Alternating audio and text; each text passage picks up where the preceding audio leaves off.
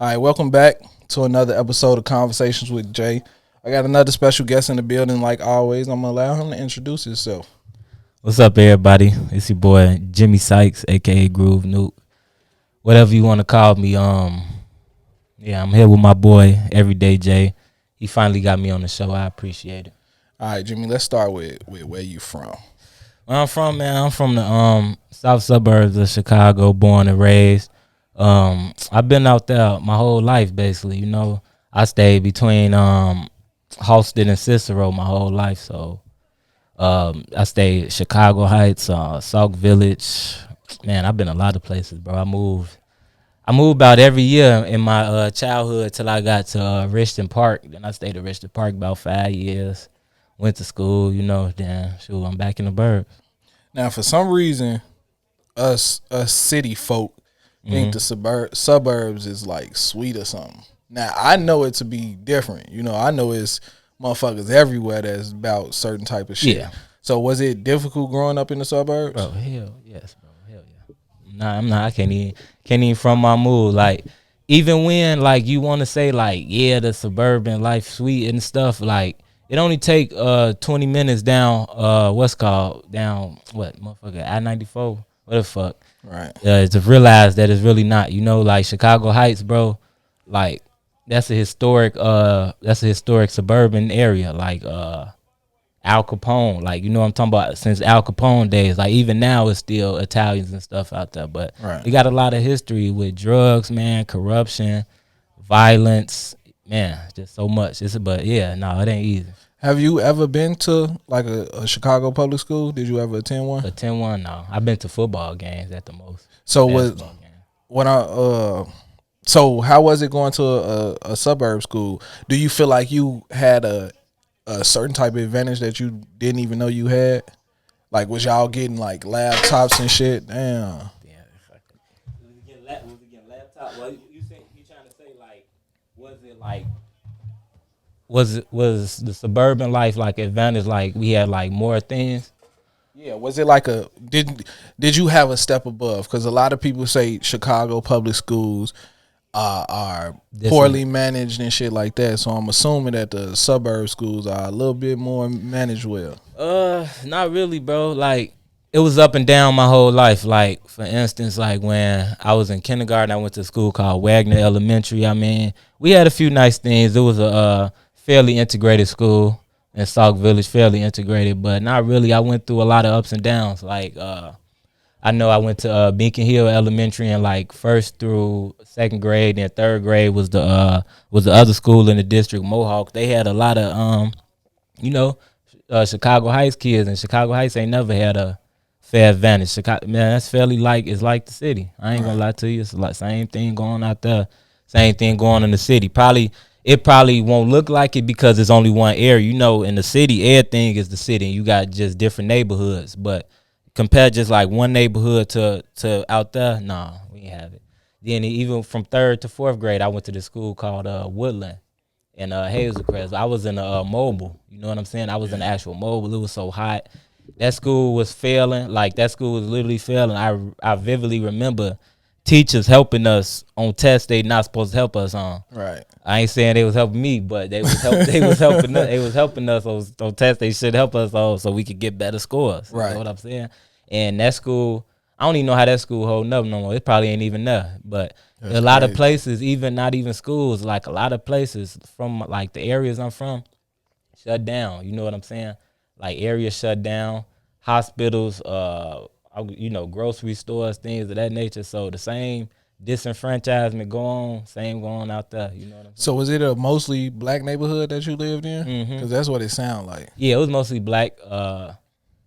Sauk Village, when I first stayed out there, wasn't all mostly black. But the second time I moved out there, it got predominantly black. But even if it was mostly black, that was always my lifestyle. You know what I'm saying? Like the first, I only really people of different color that I encountered was like my neighbors. I had Mexican neighbors with a lot of dogs. I know when I moved to Hazelcrest, that's when I got a little more integrated. But the only like I want to say like mix of like black and white that I remember is just like this one white dude. He was a close friend to the family. White Craig, rest in peace, White Craig. But other than that, I never really. First time I ever like felt that I encountered like a white person. He asked me what the fuck was I looking at. That's crazy. Crazy, bro. I was on the porch with my brother. We stayed in this. I'm just bouncing around because I stayed so many places, and this was like the following year of the time I'm talking about. But Right. we stayed in South Holland, and that was like a middle class neighborhood for us. So we always jumped from like sometimes lower to decent to middle. You know what I'm saying? Middle was at the most, but then he was just driving down the block in the pickup. I'm talking to my brother on the porch. He look at me, shoot. I'm just looking at the cars passing by. He say, "What the beep you looking at, man?" You know what I'm saying? So shit. I felt like, what the fuck, you know? Was that your? Have you ever experienced racism before that? Not really. I felt like I experienced like a lot of police issues before that, but that might have been racism, but I was kind of too young. Right. Like I remember my first encounter with the police is I remember me and my mom. I don't even remember what happened, but me and my mom, we was in front of like a Burger King or something. I just remember glitches because I wasn't number like 4 or 5. I just remember glitches, and it was a Burger King. That Burger King no longer there. And then it was one of my mom's. It was my mom's close cousin. That's my cousin too, but that's like, you know, that's her real cousin. My cousin Pot. We was in front of Burger King. Somehow we ended up at the South Village police station. I was in a car with her. She was. I just remember like, what are we doing? And I remember we got to the cell. I was crying. I got arrested with both my parents. I cried both times. Yeah. Before that, it was like an instance. It was a big fight on the street or something. On the street I stayed on. Then the police told my mom if she don't calm down, they gonna arrest her. I was number 5. I was standing right next. You know, I'm just a kid, so shoot. Right. I'm just seeing it. I was like, damn, why everything got to be so aggressive? I don't even think both times that I was in putting the police car with my parents, it wasn't nothing that was that serious. You know what I'm saying? Muz could have went home. That's how I feel. I know I've experienced racism one time from a non-police officer. What happened? You feel me? I was at work. I was working at Comcast, and I was working in Beverly. You know where Beverly at? Yeah, I know where Beverly. I'm working in Beverly, and it was like a long-ass driveway. Long-ass, but it was a big-ass apartment building. It was a long driveway. So I'm like, man, I'm not finna carry my ladder 200+ yards to the back of this apartment complex. So I pulled my truck in, and I parked in a parking spot, and I carried my ladder to the rest of the way. Probably it was like 15, 20 feet. So this white dude, he was a young white dude too. He came out. He was like, man, this parking is only for people that live here. Right. Mind you, it's like 9 in the morning. Right. Ain't no cars in the parking lot, bro. It's like 300 parking spaces in this parking lot. And he like, man, you can't park right there. So I'm like, what? I'm like, boy, it's hella parking spots. I'm definitely finna park right here. I'm not carrying my ladder. And his exact words was, I see why they call y'all lazy. So in my head, I'm sitting there like, bro, I'm literally at work. You feel me? I'm working. What the fuck are you talking about? So me and him went back and forth, and in our back and forth, he said that he was at his girlfriend apartment in his girlfriend car. So I'm like, bro, I got my own car, I got my own crib. Like, obviously, we not even on the same level. Exactly, like, bro. Why you coming at me? Exactly. That'd be the crazy shit to me. Like, that wasn't it, though. That wasn't it. What else happened? My man's left. You feel me? So when he left, I finished my job. Probably took me like 45 minutes. And I came back to my truck, and he left something on my window, and it was called the scab. You feel me? So it was like something he went and printed out, bro, and put it on my basically calling black people the scab of America. You feel me? That shit sound borderline intense. What is that? That sounds like something that'll get you whooped. Bro, it would've. I didn't see him put it back on there. So like, can it come off your windshield? Nah, so it was a piece of paper. So he just printed something out and left it under my windshield wipers. You feel me? But I was highly offended because if he was there, then he definitely would have got his ass whooped because he was pushing for it. But mind you, I'm at work, and if I do something to him, I'm definitely losing my job. Definitely, bro. Yeah, I definitely feel that. And you gotta, you know what I'm saying? You gotta represent your company in a positive way. And that's fuck that shit. I know that. I know it's fuck that shit. But man, that'd be the crazy shit to me. Like, sometimes it's like, I don't get how something so freely can just roll off your lips. Like, I see why they call y'all lazy. What? Bro, that shit That would blew have me. boy. That would have blew me. No, I'm lying. That was the first time that it happened. It happened the second time. I was by Forest City, and I was working in these people's house, still working at Comcast and shit. So this was the time. After this happened, I told Comcast, like, either y'all gonna move me from over here or something gonna happen. Right. And I was in this white family house. It was full family. You feel me? And one of the kids kept playing with me. You know what I'm saying? So I'm talking to the little boy, playing with the little boy and everything. So the granddaddy was like, "You better get away from Obama before he take you." So in the moment, I'm like, damn, did he just say that? Like, did he really Obama. say that? You feel? I don't even fuck with Obama like that. You feel me?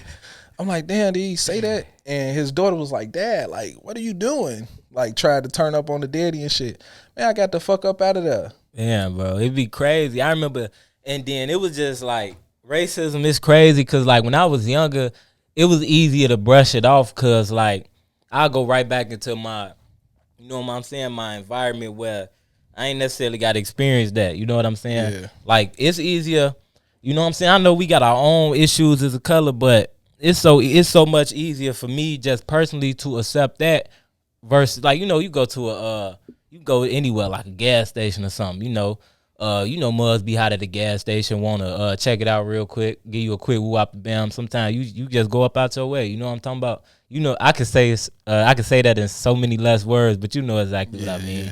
Yeah, so it's so much easier to take that versus you get messed with for no reason by another race. Like for instance, being in school, it seemed like it wasn't necessarily, you know, ducking that. You know, like I had so many racial issues. I remember one time I was just swimming in the pool, like after class. I got out of class like 11 o'clock. So I get out of class, I go to the pool. It's this dude, he in this whole other lane, like just swimming. Like I guess he doing the laps and all that. He going to the deep end. I'm just chilling. I'm shooting. White dude? Yeah, white dude. I'm just chilling, shooting baskets in the water. Boom. So I go to the other end because, shoot, it's like the pool like a full court. You know what I'm saying? So I pass his end. Olympic-sized pool. Yeah, exactly. Yep. Then I go to the other end like I run in the full. Just lay it up. Then he say something like, move. I move. I'm like, all right, I'm gonna let that slide for a minute. Then he come back and say it again. Then I'm like, what? Then he said something like, maybe you want to get up out the pool. I'm like, if I get up out the pool, you gonna have to meet me out. You know what I'm saying? Not even just on no tough shit, just on some fair respect. You know, because I'm minding my business in this pool. Right. That's what I'm saying. Like, it's so much easier to get past the initial conflict point and go about your way than versus somebody that ain't gonna let you mind your business. You know what I'm saying? A lot of times when you in a lot of racial situations, people ain't gonna let you mind your business. You know, and I felt like that. I was going through that a lot in school. Like I felt like even in my apartment complex, it was certain situations like that. I used to just shake it off and go in my house. That's the only way I could mind my business. Go in my house. You can't come behind my doors. But like even just with the police on campus, just the police that took my license and stuff like that, it was just they wouldn't mind their business. How you putting me over for a seatbelt I got on? Facts. You know, mind your business. You know? So that's just how I feel about it. So even with all that, man, ultimately it'll get pushed to the side. But like for right there, it's just like the initial point of it just make you, you know what I'm saying, make you want to react like that. It's just, and I can go so much on about the racism, but that ain't really what everything all about, you know. It's about prospering through that, you know. Yeah, it's even amazing how we always gotta be the bigger people. Be the bigger man, be the bigger woman. It's just weird. So let me get into, at what point did you start writing? What point I started writing, it's crazy. I was like 10, bro. But like the first thing I remember writing, it was around like Valentine's Day, 4th grade. I wasn't a legit writer yet, but I was just sure. Sound like somebody wrote them a poem. Definitely wrote a poem for this girl in my 4th grade class. Her name, I forgot her name. What the fuck was her name? I don't remember her name. Did it work? Yeah, I mean, for the reaction, it worked. She gave me a good reaction. She just couldn't handle it. You know what I'm saying? Right. Like she blushed so hard she ran out the class, and all her friends was like, stuff like that. She couldn't take it. We was young. You know what I'm saying? Right. I was 9 years old in the 4th grade. But legit though, I would say 10. The next year, following year, I moved to South Holland, and then like the 4th grade was when I really got into like wrestling for real. So really, I got to thank wrestling for helping me write, cause like it was so interesting. And then I remember I had so many friends that like wrestling. They was Hispanic friends, you know. So we used to go over there. I used to go over their house for Monday Night Raw, Friday Night SmackDown. I don't think people understand how legit now wrestling. You know, it ain't. Well, I'm pretty sure it's still big, but when we was shorties, we believed it. Yeah, believed it, bro. We was thinking people getting hurt for real. Believed it, bro. So it's just we used to go over there. We used to wrestle on the trampoline. We used to have ladder matches on the trampoline. Put the belt on top of the little cords. We couldn't yank at tables, ladders, and chairs. All that, bro. We do all that. But then I got so interested in that, and then I would say my Hispanic friends, you know, they wasn't fully comprehensive in English just yet. They could talk, you know, they could talk English, but as far as the comprehension, right. So like as a thing for me with writing, I tried to make them comprehend it more, and I used to know that they like wrestling. So, like, I remember I had a Mexican friend in the wheelchair and stuff. We used to talk wrestling all the time. And then, like, at a point in time, I'm just like, all right, I'm going to start writing. So then I just start writing about, like, Triple H and stuff. I wrote about Triple H. Like, this was early internet, so I'm going on Wikipedia, looking up their bio and everything. Because I know the wrestlers and stuff. But, like, when I first got into wrestling, it was like Eddie Guerrero and Batista, Triple H, all them hot. Like, I was watching it when I was younger, and I liked the Hardy Brothers and stuff, but I was only like 4, 5, 6, watching the games, playing the games, you know what I'm saying? Playing the games, watching my older brothers and everything play the game and stuff, talk about it. Right. But, like, it got to a point I just wanted to write about it, so I used to write little booklets on paper, on printing paper and stuff. Like, I used to call it Triple H biography. Just write it. Let my friends read it. They like it. They keep it. They give it back however much. Right. But I used to do all that, bro. Like, I used to write. Then I used to even make memes in like the 4th, 5th grade, like early memes and stuff. I used to print them out in class. They used to get me in trouble. All that. Just so you was ahead of the curve. On all that, bro. Like, I used to be on the internet so early. That's what really got me into it, though. Internet. Then my first official writing was like when I was in the 8th grade. I wrote an essay about like environmental protection or something. Right. Then that got me and a bunch of other classmates mayor for the day. We was mayor of South Village for a day. I still got the plaque in my room. Yeah, that's crazy. It was cool, bro. It was actually cool. It's published in the archives. I know they got a lot of papers in there, but if I ever wanted to see it again, I can go to either my junior high archives or I can go to the actual Village Hall archive. But yeah, we passed like a mock law. They gave us a tour of town hall and stuff like that. It was like an actual live action mock bill passing. I forgot what bill it was. It was just like a mock, like an old bill they already passed. They just gave it to us to reenact it. Right. I forgot my actual position though that day. I wasn't the actual mayor, but they just called it mayor of a day because we was all overseeing the city for that one day. Right. So was it at that point that you was like, damn, this writing shit could take me places? Definitely, for real. At that point, then it's like. Then, like, music was a big translation into that, too, because I used to listen to music all the time. I just remember being in my pop's room. He had a speaker, man. He used to play Maxwell. He used to play Juvenile. He loves some Juvenile. Just everybody, bro. Master P, Genuine, just everybody just playing it. Then, like, he had a case of albums. And I used to pull out the album covers and read. You know, I used to have the lyrics and all that. And then that's around the time CDs was hot. Then around the time Kanye West came, that lifted me up some more because before I wanted to write, I knew I wanted to write. Right. But the thing I wanted to actually push for a career was an astronaut. You know what I'm saying? So like at a point in time, writing got a little more serious than wanting to be an astronaut because I'm like, how far is that dream? Versus actually picking up a pen and letting this pen take me where I want to go. Right. So, like, around that time, 8th grade was when I got my first journal, and I remember journaling and everything. I still got my first journal because I'm the type of dude, I keep time capsules, all that, bro. So I keep everything in this one big box of things around that time because even if I don't remember the actual days, at least I got these things for these moments, you know what I'm saying? So, yeah, that was around the time. Then high school, we didn't have that many opportunities to write. And that was like, I forgot where that actual essay from junior high came from. I don't know if that was through an English class or not. But in high school, the only thing you had was yearbook, and I wasn't really into yearbook. I was playing football. So, but in my back of my mind, I knew I was going to school for that. Like, I knew I wanted to actually learn more about writing, get my opportunity to learn more about writing.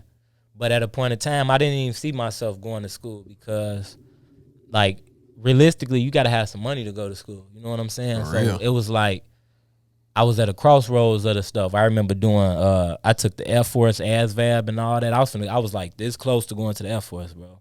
And then, like, I just remember being in the kitchen with my mama, like dang, how I'm gonna go to school? You know what I'm saying? And she was getting a little emotional about the situation because she know what's left if you ain't got no actual no path. Yeah, no path for it. And she know I ain't that type of dude to not pursue what I want. And she know I actually wanted this, so this was a little crushing blow. You know, not necessarily.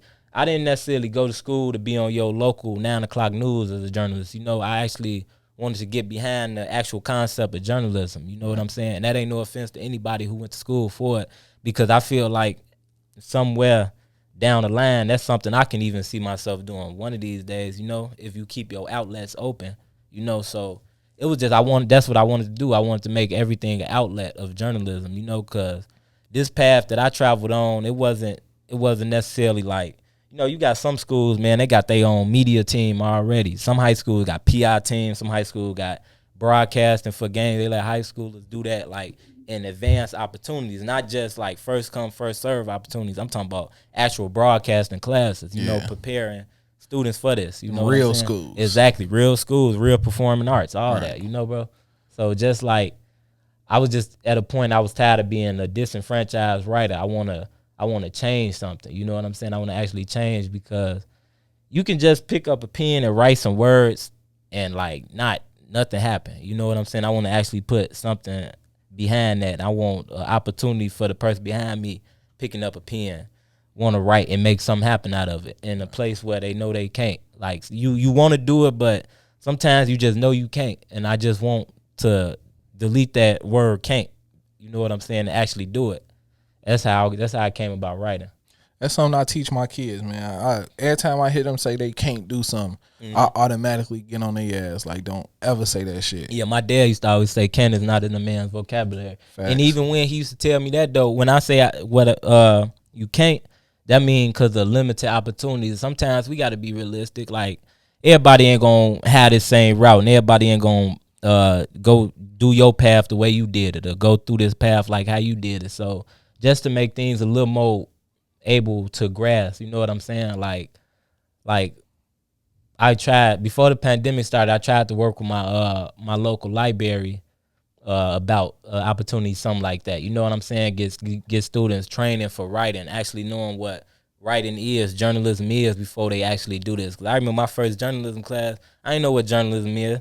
I just went to class off pen and pencil. You know what I'm saying? That's my own GP going to class, pen and pencil. That's all I knew. Right. And then I had a slow game of catching up. You know, you had, like I said, you had people already coming in, knew this what they wanted. I just wanted to write. I didn't know, like, how would I be able to get there, and how would I be set for these classes. I ain't know nothing about that.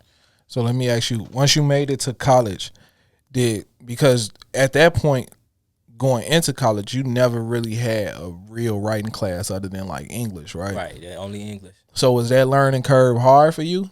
Like you actually to translate over? Yeah, to the college style or college level of writing. For English it wasn't, but for the other classes, yeah, cause like, you know, you still need it. Even with writing, you still need, cause speech classes is important. That's another class I'm talking about. Like, that you need speech. Like, you need a speech class. Like, before, I got a D in my speech class because I wasn't prepared. You know what I'm saying? I did good on all my what's called. I know I got potential to capture attention. You know what I'm saying? But you need this to be a certain way. You need your words to be trained a certain way. All this is just training.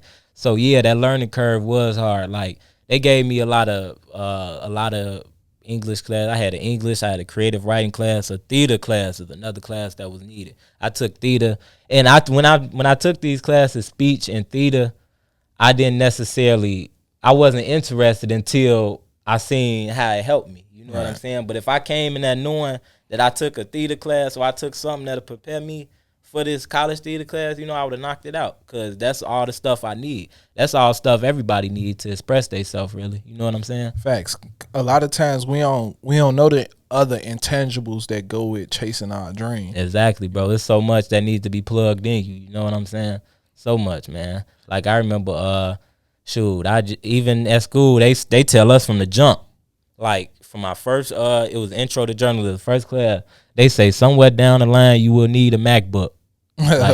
Like, bro, I'm like, I can't afford no MacBook. You know just what I'm a saying? MacBook. A MacBook. Like, a MacBook, bro. Then, like, it was seeming like, because I knew I couldn't afford none of this stuff, I ain't get no MacBook to my senior year. That's when I felt I couldn't afford it, because I had to work for it. Right. Shoot. You know what I'm saying? I had to work. After my freshman year, I had to work from that break, for my first winter break, all the way up until I graduated, just to get the stuff prepared. You know what I'm saying? Then my sister, I tell her I need a laptop. She brought me a quick laptop off of eBay. It was only like $25, but it was a 02, 03 laptop. You know, and I just needed some type of resource. And like, yeah, I could have went to the library, but the library can only do so much. Like, sometimes you got to grind past hours. Then once the library closed, you just in your dorm, you still got papers and stuff to type. Facts. And the laptop was from 02, 03, but it did everything. It helped put everything that I'm doing and I'm trying to do better today. You know what I'm saying? Like starting my blog. I started my blog on that laptop. You know, I remember the summer of 2016. That's when I started it. My Right to Make It Right blog on that laptop. It was a laptop. This mug was obsolete, but it started it. You know what I'm saying? It got me typing my papers. It got me being on time with classes. That's my papers online, everything. You know, so it kept me in the rhythm versus me like, damn, I ain't got none of this stuff. All I got is a library. You know what I'm saying? It helped me stay above water until I could actually get better and get a MacBook. Because they, like I said, they told us right through the door, you need a MacBook, which you did. So resources, man. All right, now, out of everything that you done wrote up until this point, what to you is your greatest piece of work? And I'm gonna put this link in the description so people could check it out. My greatest piece of work, I would say, it's this poem I wrote. It was called My Brother. Cause I remember in 2016 I ran a anonymous blog. Now I'm coming to Cats Out the Bag now, for those who know about it. But it was a blog called the Free Us 2016 project. I put it on WordPress.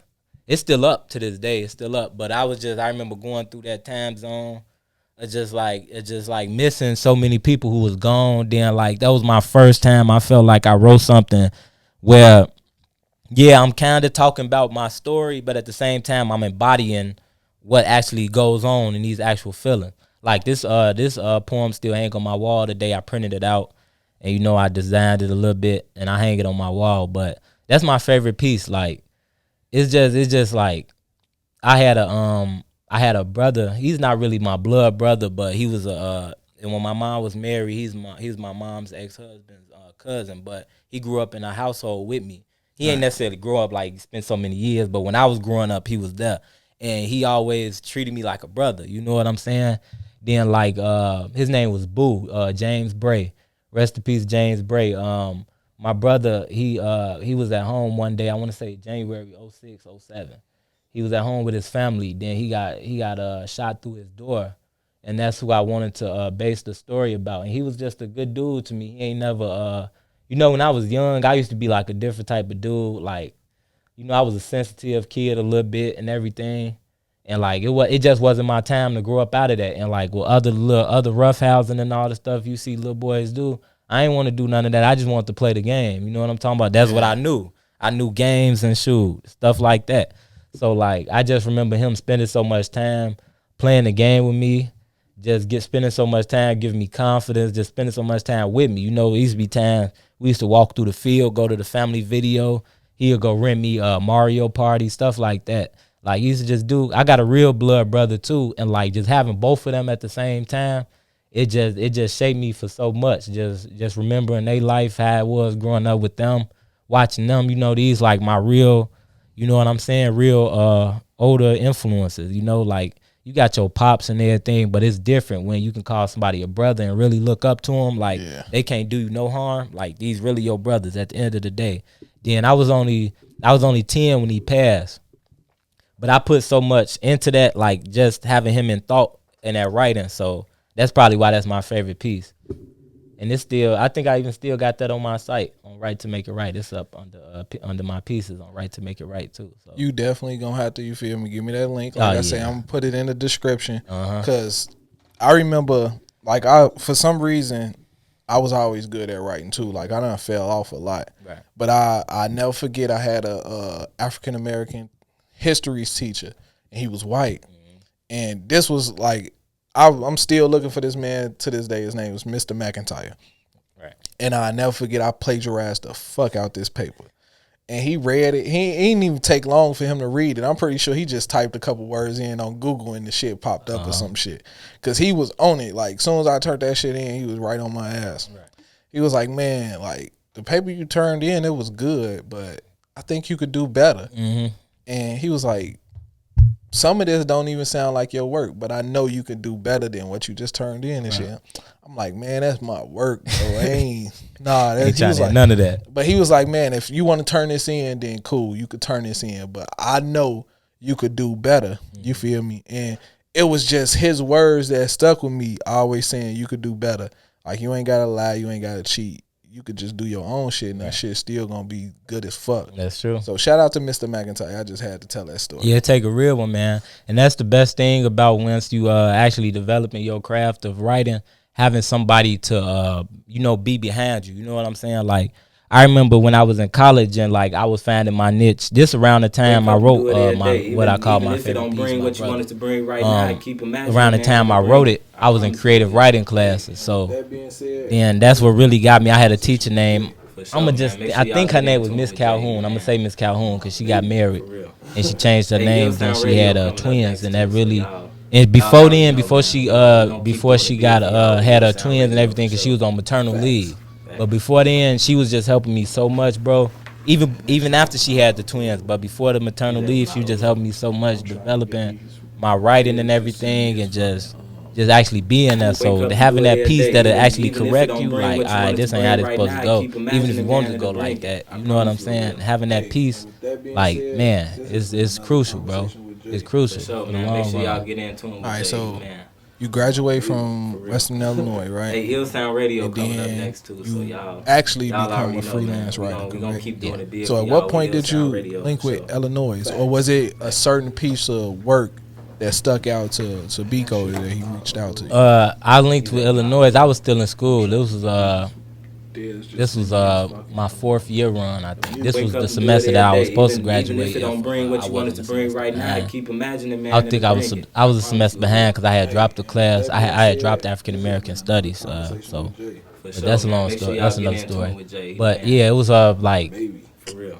Man, bro, it was like, it's crazy how I got with iLLANOiZE, because like I remember I seen an interview like on iLLANOiZE Radio in like November of like 2017. That's how I first found out about iLLANOiZE, but I don't remember the time period where I applied. I actually went under this to be a writer for iLLANOiZE, but like I just remember it was like February like 18th, 19th or something. Biko sent me an email like send my profile information. I'm like, hold on, I'm in it. It's time.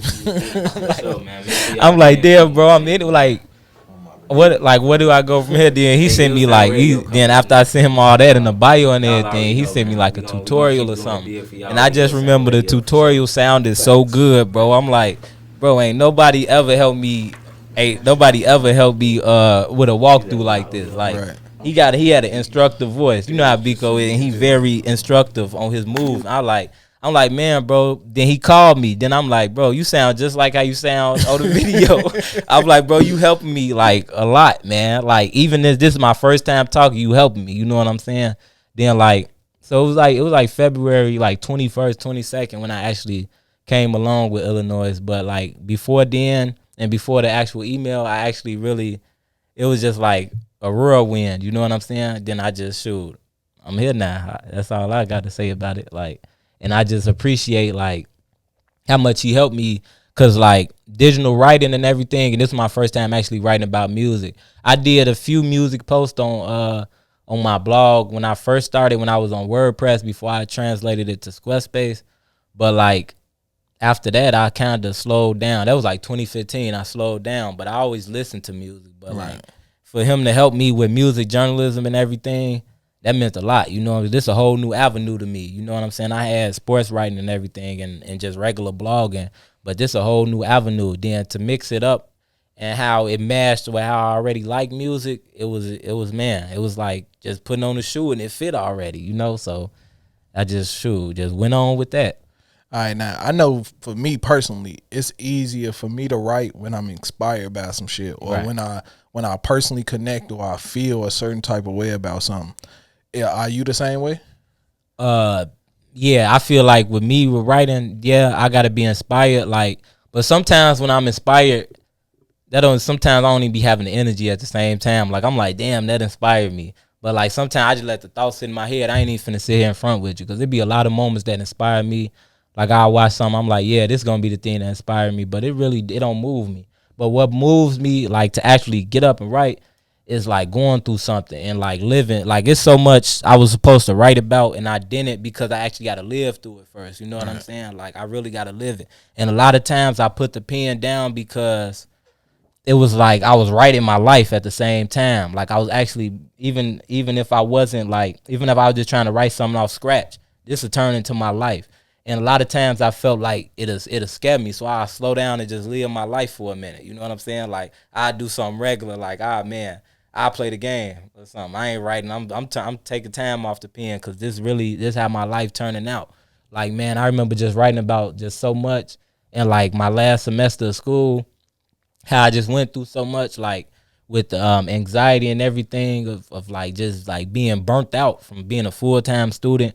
Gotta work to pay bills and everything. Still gotta write, because even before I became like a freelance writer, I was still like doing little writing gigs, like, you know, for students at school, like helping writing their papers, proofreading, editing, things like that. But like I was just so exhausted. Then I was like, when I was writing this, my mind wasn't in the best space. This is when I finally realized this. So I'm just writing about things, just like anything, like a occurrence or something I see in my head, or just things I see outside. Then I'm like, all right, this becoming repetitive, and this becoming my reality. You know what I'm saying? It sound deep, but I promise you, playing with words and stuff, this shit like sorcery, bro, damn near. So you really got to be careful of what energies you putting out. Make sure you in the right headspace for this. Right. You know what I'm talking about? Because like I was in such a negative headspace, of just having so many anxieties of just being my last semester. Then during my last semester, before my last semester, my grandmother passed, so that kind of threw me off. Then I'm recovering from that. Then when I'm finally feeling better about that, my favorite artist died, Mac Miller. You know what I'm saying? So I was just flowing headspaces all day. And it might sound like, yeah, that could just be a rapper who passed, but you know, his impact towards my life was just so much more than music. You know what I'm saying? Like his words that he's saying in his music put me on visual display. You know what I'm saying? Like, damn, life can sound good with a good soundtrack. And he was like a soundtrack to my life. You know what I'm saying? And then I just remember just long nights of just like having anxiety, having shivers, bro. Like then I remember I had to go to the emergency room for the shit. Then like they gave me like a fucking Benadryl shot. They treated me like a motherfucking tranquilized bull, bro. The nurse put me on my fucking side, put a motherfucking Benadryl shot. I'm just like, that's at that moment, that's when like my anxiety got seized. Like, I ain't that fucked up now. You know what I'm saying? Like this shit ain't that fucked up for me now. To me to even feel like this, you know what I'm saying? Then she treated me so bogus. It wasn't the actual shot that had me feeling like that, because the shot probably did something. It was the treatment. I'm telling you, I'm coming here with anxieties and shit. You telling me I'm probably high off some weed. That's crazy. Or something. I'm like, hell no, this shit really burning me. So I'm like, I don't need none of these prescriptions y'all trying to do to me. Let me get my mind right for myself for what I'm really trying to do. So I'm saying all that to say, you really got to be in the right headspace for this shit, or what's gonna show. Right. You know what I'm saying? Like I often look back at the iLLANOiZE. I think it was the first anniversary of the iLLANOiZE radio, the one that just happened last year. And that day, I think of that day a lot, because right before I came to the event, a fuse blew in my home. So I was just like so blue. I remember my homie taking me home. Then they was supposed to come out and fix it. They ain't come out and fix it. Then I just remember that shit just throwing me off. You know what I'm saying? Just throwing my whole day off. Then I'm like, damn, I still got the event to go to, and that's when Biko gave me the opportunity to do the little segment interviews. Yeah, the little interviews, and that was my first time actually being on camera to do an interview. You know what I'm saying? Like, that wasn't no practice. This was actually on go. So like, I just remember looking at myself in the camera that day and just like realizing like I'm not in the right headspace, but I'm trying so hard to make this shit work. You know what I'm saying? Because I was kind of pissed off from all what was going on with the lights and everything. I couldn't go home and actually see what the fuck going on in my crib. I got to go home, go to my brother's crib. Now I got to go home, grab my clothes, go to my brother's crib, put them on. You know what I'm saying? And that day I'm coming from my brother's crib, so I'm already showered and shit. I go home, grab some more clothes to put on. I'm changing to my homie car. You know what I'm saying? So everything just on the fly. So you really got to be grounded for this shit, or it's really like the inspiration to sound good. Like, yeah, but in my mental, how am I gonna reciprocate this this inspiration? You know what I'm saying? Because like it could be people all around you popping off. You know what I'm saying? But you stuck. You know what I'm saying? But you stuck because you can't reciprocate this actual inspiration around you. Like people growing up doing big things. Because when I went to high school, a lot of people popped off. I went to a school where Stardom was right next door. You know what I'm talking about? Like, I know there was a couple grades above me, but you had mugs like Dreezy go to my high school. Ari, you know what I'm saying? I had a Laquan Treadwell at Creek. So I'm seeing superstardom popping off all around me. Right. That's inspiring because, man, they come from a place I come from. You know what I'm saying? Same place, same type of place, same type of environment. People just living their life. You know what I'm saying? So I'm like, what is going to take for me to live mine and do what I actually love to do? You know what I'm saying? Over what I can make off of this. Like if I want to make something off writing, I can do it. You know what I'm saying? Like if I put my mind to it. But if I don't got no mind to put to it, if I ain't in the right headspace, it's just going to be an opportunity just going to come and go, you know? And there's been a lot of opportunities like that because I wasn't how I was supposed to be. You know what I'm saying? To actually grasp that. You know what I'm saying? So inspiration, it could be good, but I need the actual going of the situation. You know what I'm talking about? Yeah. So yeah. All right. So let me ask you, what does the future hold for Jimmie? What the future hold? Bro. It's like that's another thing too. I think like a lot. I think everything through with like a 5 or 10 year. I lift the mic. I think everything through with like a 5 or 10 year plan. Like I knew when I graduated, I knew I wanted to be I knew I wanted to get something started remotely, like get something popping off the land for me because I know like one day I want to have kids and I want to be my kids' life. You know what I'm saying? So like I ain't never seen myself being a traveling dad, and I know a lot of times with journalism, you gotta travel, and I want to make it set up so the point where even if I do travel, it's gonna be something good back home and something that I can ensure that I'm coming back home too. Right. So I tried to make my brand off the land. So really for right now, I'm just focused on getting that going. Then after that, man, ain't no telling, cause it's like, my brand growing, then iLLANOiZE growing tenfold over my brand. You know what I'm saying? Like I'm talking about growing tenfold. So like, just how we sitting in this room talking this interview, I ain't never seen nothing like this go happen. You know what I'm saying? So really, it's always ain't no telling about the situation, you know? But like, even like on a 5 or 10 year scale, I would say like, I wanna write books, bro. Like I really wanna write books, but I gotta live my moments through. I gotta live all my moments through to write about. Like I got 3. I be getting confused sometimes. I want to say ISBNs numbers, the little barcodes that you throw in your books. I got 3 of them on deck. I just gotta live out the experiences of writing my books first. So I was supposed to been writing. I was supposed to have them out before I was 21. But it's just so much to see in my, you know what I'm saying? So much to see in my life. Like I just got writing stored up, bro. Like just of stuff that I can just put out right now and sound good, but I actually got to live behind it because some of the stuff I lived through already, but I ain't actually live it out. You know what I'm saying? So really, I just play this game. I just try to live it out, bro. It's about durability. it's crazy because that you said you got to live out before you actually put it out. Yeah. And I think that sometimes shit, when that moment is that moment, you know that moment is that moment. Exactly. And I think everything gonna come together fully, like full circle, once that moment present itself. And you gonna know when that moment present itself because the shit just gonna come to you. Exactly. It's just gonna flow so easily. That's exactly how I do it. It's like with the writing stored up. It'll sound good for a moment. Then when I go back in the archives and look, like, oh shit, this the shit that's really going on right now. Let me go ahead and put it out for the free, or let me go ahead and develop it. Like I give you an example. Like for the first book I'm trying to drop, it's something called Still War.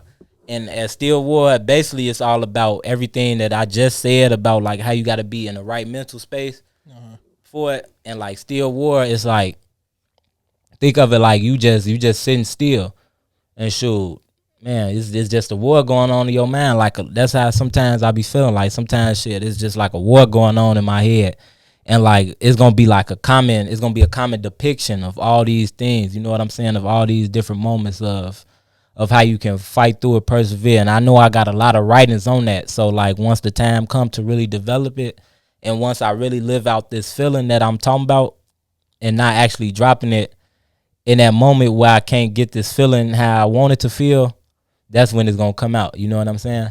So sometimes it's best to live stuff out and shoot. Thank God for every day, cause shoot, man, that's the key. You wake up, shoot, you gotta live it out. You know what I'm saying? Ain't nothing promised. You gotta live these moments out. All right, now before we get out of here, you wanna give any shout outs to anybody? Any shout outs, man?